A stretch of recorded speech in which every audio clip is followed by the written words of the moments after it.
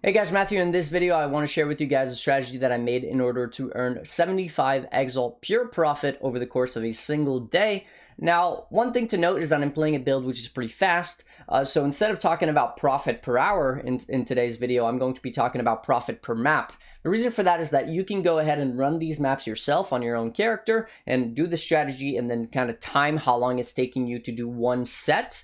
And then you can extrapolate that on an hourly basis with the profit per map calculation that I will be giving you guys based on a pretty big sample size of 240 maps or 60 sets. So what we're talking about is, of course, invitation farming. So this is something I've done many times in the past, and it still works really, really well. I enjoy playing bossing characters, and this is where this sort of strategy really shines, especially if you're able to make your character very quick. In the description down below, you'll find a Google document with a breakdown of the profit and also the Atlas tree, as well as the requirements. And also what you'll find is a bit of a tip on how to increase your character speed if you're playing a character which is not particularly fast, in order to get as many maps done as per hour as possible. So the first thing I want to do is go over the Atlas tree. So because we're farming invitation and it's all about speed, we don't want to be slowed down by anything. So we are going to be getting nodes that are basically going to require very little time investment. For example, essences, right? You walk up to the essence, you proc it, you kill it, you pick up the essences, especially with the good filter. It's only going to show the good ones. And then strong boxes, kind of the same situation. Walk up, clear the strong box, move on to the next thing. And then we're going to get all of the special map drops because we're going to be killing a lot of map bosses. And then, of course, we are also going to finish it up by getting as many of the chance for maps to be duplicated as possible, because this is going to make it so, for example, if you drop a Cortex from these synth nodes, you can actually drop 2 of them, right? If you drop a Conqueror map or a Guardian map, you can actually drop 2 of them, which will amount to pretty decent currency over time. It's not going to be a ton, but the thing is, there's nothing better to really get for this strategy because, again, we don't want to be slowed down. So you might think, oh, I'll get Abyss, or I'll get a Harbinger, or Breach nodes, or even Legion. The thing is, you really don't want to slow down. You're just going as fast as possible. It's all about getting to the boss, killing the boss, and going again. And then to finish it off, because we're obviously farming invitations with Maven, we're going to get all of the Maven nodes. Well, this one's not really necessary. This one's not necessary either because we're not actually killing Maven. But we do want to get the quantity in the Crucibles and the Captivated Interest as well for, again, more Crescent Splinters, which is going to make it easier to finish our Maven's Writs and sell those. So that's pretty much it for the Atlas tree. It's super, super simple. Again, link down in the description for the breakdown document with all of that information. All right, so let's get into the actual breakdown. Now, one thing that I was interested in finding out is how much these different mechanics on the Atlas were actually worth, to see if it was actually worth it to interact with them or should I be skipping them entirely. So what I did is I threw away all the things that I did not consider to be liquid. So for example, you'll see that in my results, I pretty much only have deafening essences. What I did is I took the screaming and I turned them into shrieking, and then the shrieking into deafening, and then anything that was below that, or even some of the deafening that were some of the cheaper ones, I threw away. I don't want to be feeding you guys some information based on things that you are just going to have a super hard time to sell, or that are just never going to sell, or that is being, overvalued by excellence or anything like that. So I manually priced all the stuff, and as you can see, there was actually a very consistent amount from pretty much all of the T1 to T2 essences. So for example, Scorns are going to be a lot more rare than Woes.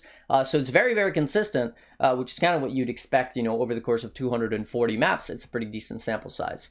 I did the same thing with Scarabs, only kept the better ones, only kept polished and above, except for a couple rusteds that are worth a little bit more than a Chaos or 2. But I really only kept the things that you're going to have a very easy time liquidating to try to make the results as real as possible.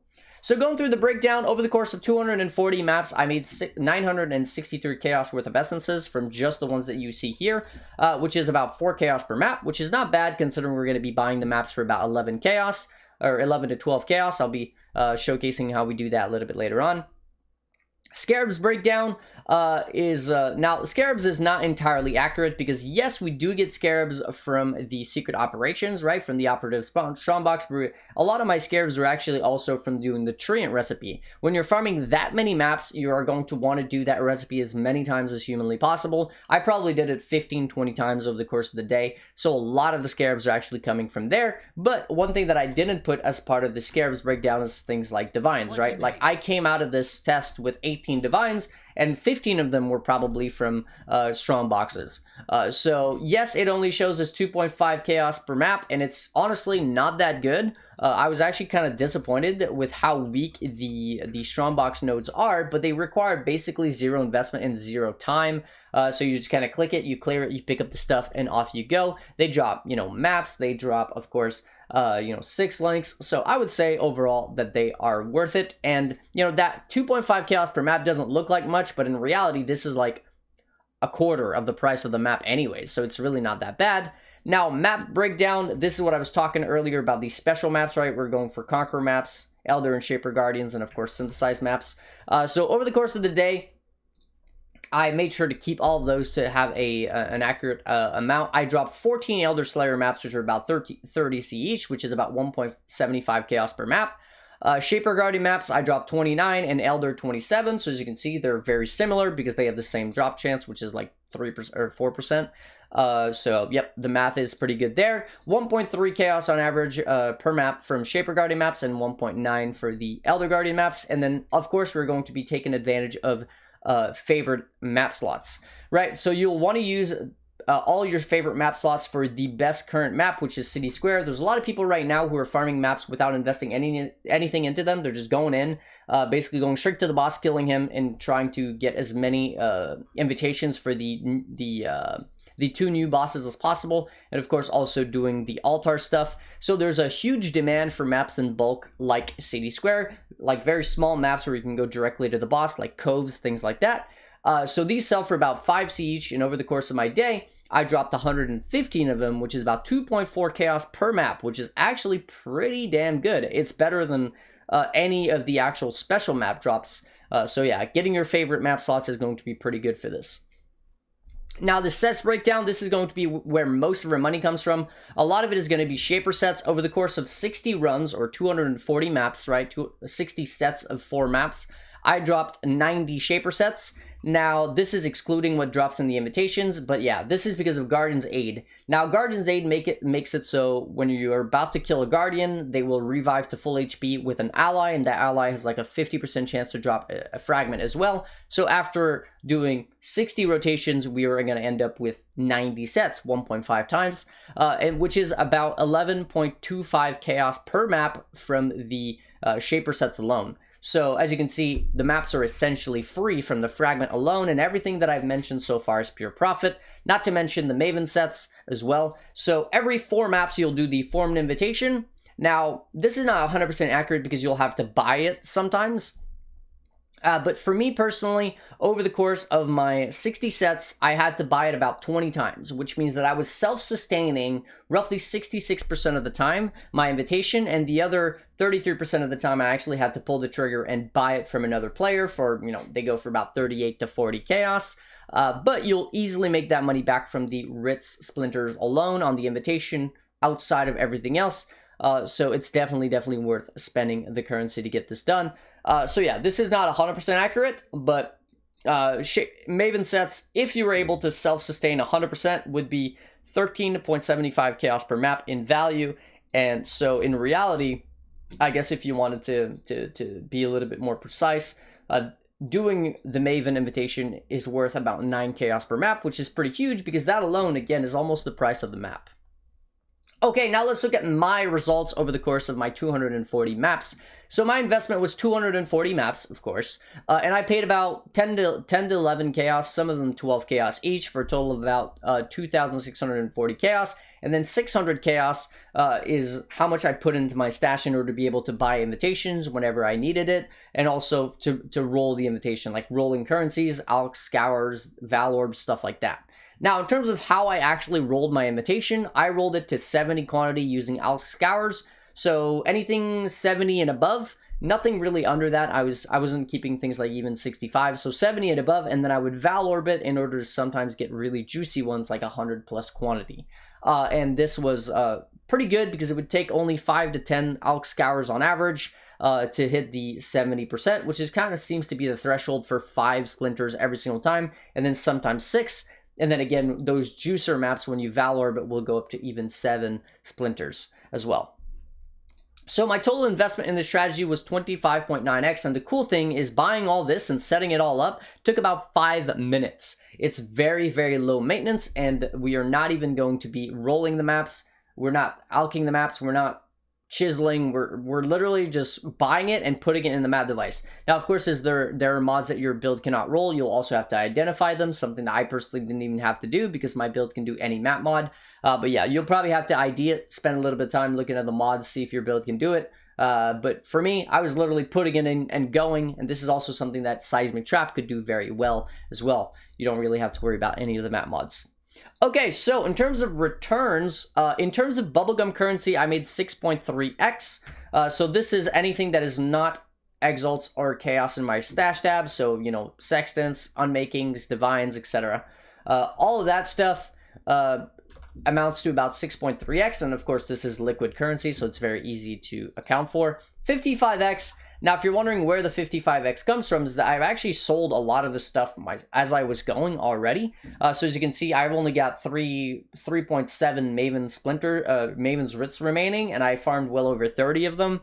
I've got basically no Shaper sets left because they're all sold already. And the reason why I decided to sell it before is because a lot of people, when I make these videos, they come in and they say, oh, but you have to sell it, right? And they think that it's hard to sell this stuff. So I wanted to make sure that I would get rid of it before even making the video, so you would know that this stuff moves very quickly. And I'll be giving you guys tips on how to do that very shortly.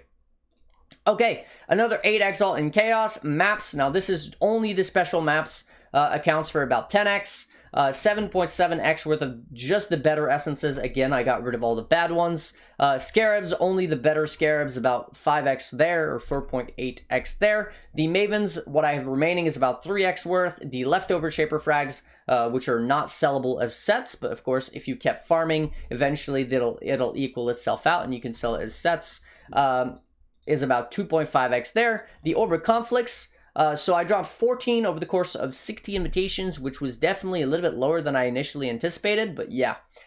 So 1 every 4 or so, and this is about 20 chaos each, which is not horrible. It does, add up. And then 1.3 Simulacrum, and this is from all of the Delirium Mirrors that I actually completed while I was farming.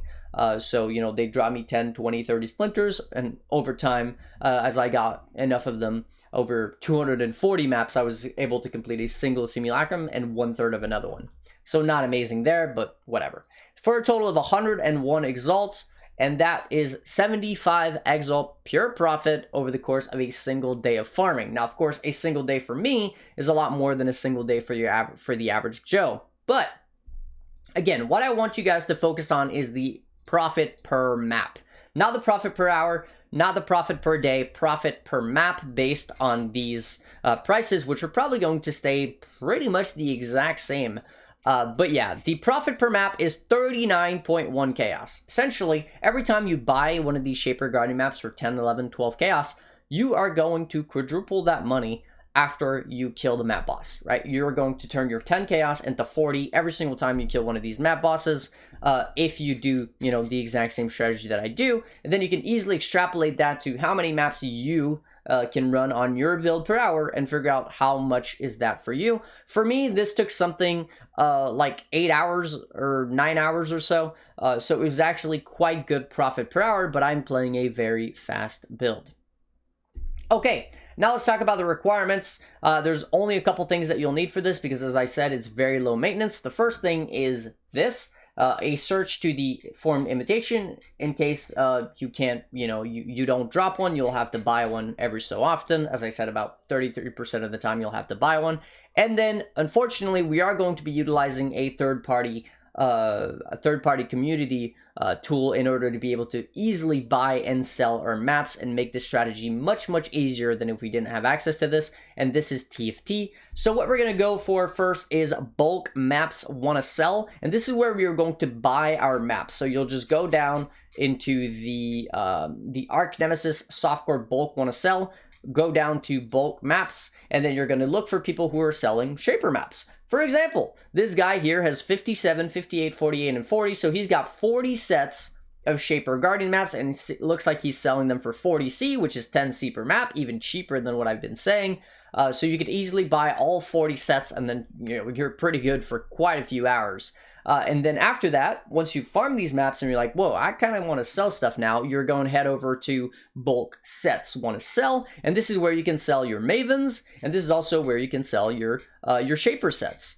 So for me, personally, what I did with my Mavens is I actually sold them on trade. So I basically just priced them at 9 divided by 10x, which is basically saying 0.9 exalt each. And as soon as you have 10 of them, someone's going to buy them for 9x. They were going off literally instantly. As you can see, I don't have any sets of 9 or 10 remaining. They're all gone. But you can also try to sell them for 1x each if you are if you really want, but I don't know if they'll actually move at that price. And then the Shaper sets, what you'll do is you'll just take a screenshot of how many you have. And once you've got that screenshot, you are going to be able to put it here with want to sell softcore, and then your set, and then your price. I was selling the Shaper sets for 30 chaos each, and they were going like hotcakes. I was able to sell well over 100 sets over the course of my farming my farming day. Pretty much normally within 15 to 30 minutes of listing them, they would be sold. And someone would just come in and buy all of them at once. So yeah, very, very easy to get rid of these things. They are super, super liquid. Now, one thing that I didn't mention is that you're also going to be getting bases and rares that are quite decent. I've gotten quite a few pairs of gloves and amulets and rings that I've sold for 10, 15 chaos over the course of the day. I've got some remaining ones for a little bit more expensive, like Shaper gloves for trappers, of course, pretty popular build. And then one thing which is super, super good right now is Shaper rings. And the reason for that is because my build right now is quite popular, and it uses, also Lightning Strike is quite popular, and they both use Mark of the Elder, which means they require a Shaper ring. And because everybody is basically using Omniscience that are playing these sort of builds, they require attributes. So if you get a ring like this, for example, which is a Shaper ring with like double attributes, this is worth multiple exalts. It already has life. All you have to do is craft like minus mana cost, and this is going to be gone within an hour or two. So very, very solid rares. I got another ring here, for example, which is a quad res ring with very good chaos res and life gain for each enemy hit by your spells. Super solid ring, again, multiple exalt rings. These are all not accounted for in my actual profit. I only wanted to account for the things that were very, very consistent. Now, if you see that there's a bit of a discrepancy between adding up all of the things that are basic, like very, very baseline, and the 39 chaos per map, maybe something like 5 to 10 chaos per map missing, it's because you're going to be interacting with a lot of other mechanics, which are obviously going to be dropping you stuff. Delirium Mirror will drop you Delirium Orbs, Rituals can give you like an Exalt or some Scarabs or whatever it is, right? So those are also going to add up to a little bit over time, but the vast majority of your currency is going to be coming from the Shaper and the Maven sets. As you can see, these two things alone make up for about 25 chaos of the 40 or so chaos profit per map. So it's pretty huge, right, when you think about it, and then everything else also adds up and chips in to make it a quite profitable strategy with super, super low investment and, of course, basically zero maintenance. So anyways, hopefully you guys enjoyed this video. Before I go, as always, I want to say a massive thank you to my supporters. So Jacob, Alex, Max, Hamad, Rascoro, Brandon, welcome back. Thomas, Snake, The Great Master, Alex, The Other Alex, Tim, Mercury, Johnny, Gary, Fish, Nailed, The Arsonist, and Bizen, as well as, of course, anybody else who has supported me in the past, anybody else who wishes to remain anonymous, and anyone else whose name is not currently on the list. I'll be updating it shortly. Huge, huge thanks for the support, and I'll catch you guys in the next one. Peace.